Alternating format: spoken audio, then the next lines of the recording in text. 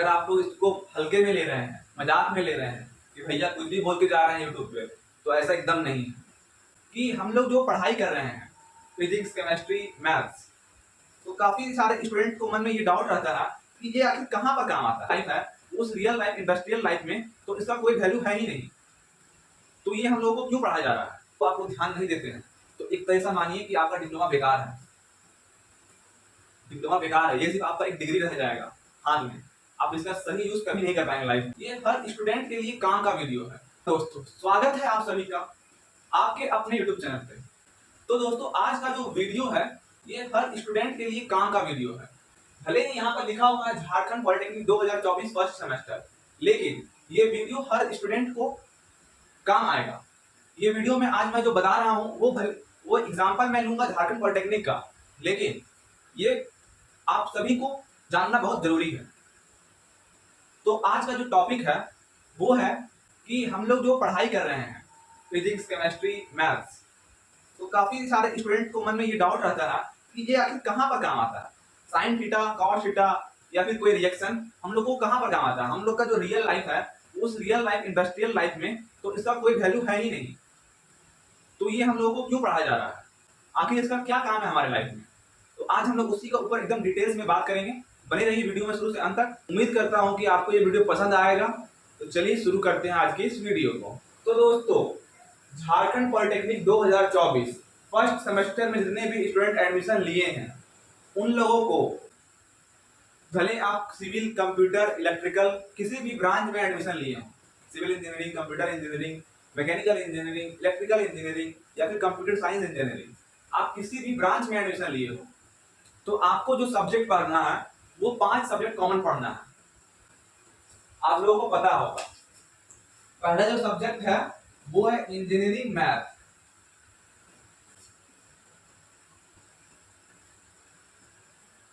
दूसरा है engineering physics,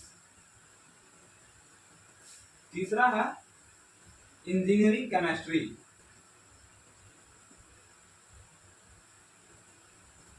चौथा जो सब्जेक्ट है वो है आईसीटी, इसको शॉर्ट फॉर्म में हम लोग लिखते हैं आईसीटी, और इसको कंप्यूटर भी बोल सकते हैं।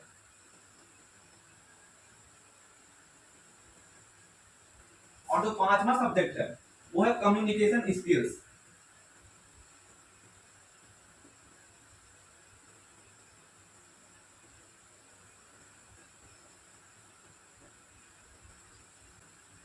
जिसको काफी सारे लोग इंग्लिश बोल देते हैं।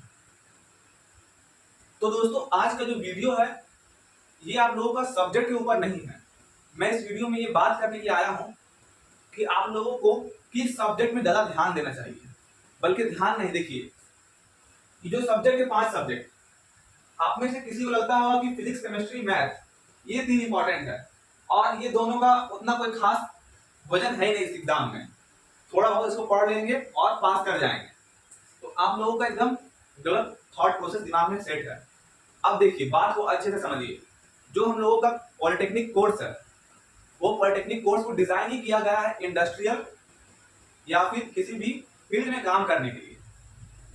पॉलिटेक्निक का जो कोर्स है वो इंडस्ट्रियल लाइफ से रिलेटेड होना चाहिए कि आप पॉलिटेक्निक को करके बेरोजगार नहीं रहे। आपके पास इतना स्किल्स होना चाहिए कि आप किसी भी जगह में खड़े होकर काम कर सकते हैं, किसी को कुछ बोल सकते हैं, किसी से कुछ भी काम करवा सकते हैं। पॉलिटेक्निक एक बेरोजगारी का डिग्री नहीं है। जिस ब्रांच से आप पॉलिटेक्निक किए हैं उस फील्ड में आप जूनियर इंजीनियर कहलाते हैं। तो ये कोई एक मामूली डिग्री नहीं है।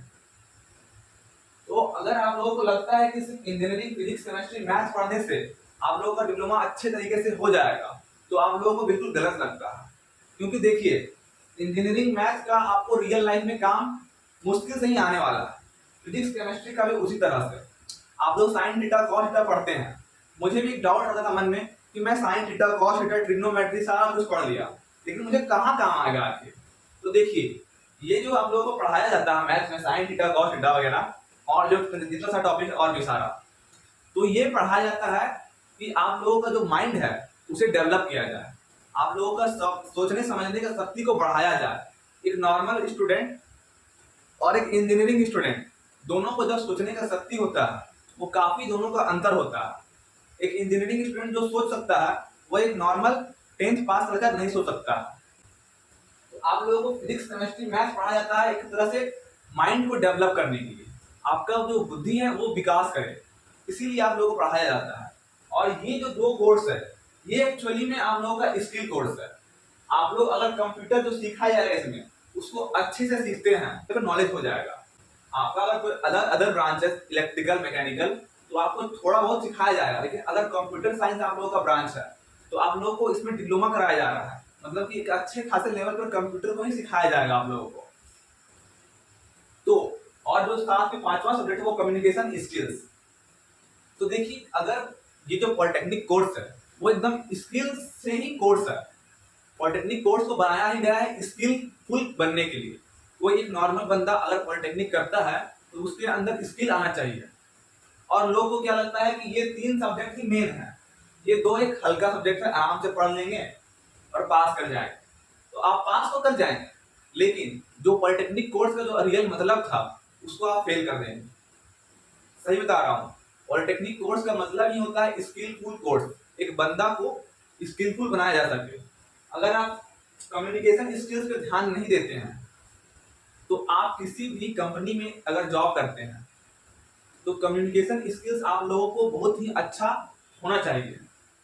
आप किसी भी बात को अगर मानिए कि एक तरह से मैं एग्जांपल लेता हूँ, आपको कोई काम मिला करने को, आपको वो काम अच्छे तरीके से आता है करना, लेकिन आप उस काम को करने के बाद जिसको देना है अपने सीनियर बॉस को देना है या फिर अपने जूनियर को समझाना है, अगर आप उसको समझा नहीं पा रहे हैं अपने कम्युनिकेशन स्किल्स के माध्यम से तो वो काम आप लोगों का बर्बाद हो जाएगा।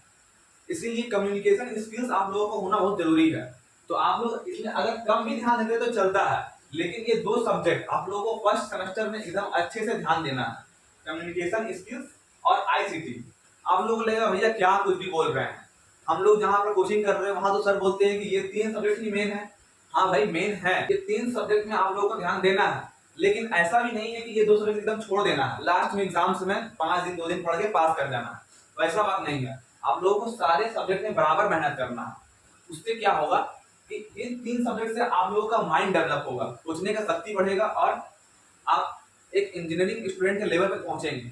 और ये दोनों कोर्स आप लोगों को स्किल सिखाएगा, जिससे कि आप किसी भी कंपनी में कुछ काम करते हैं तो अपनी बात को रख सकते हैं।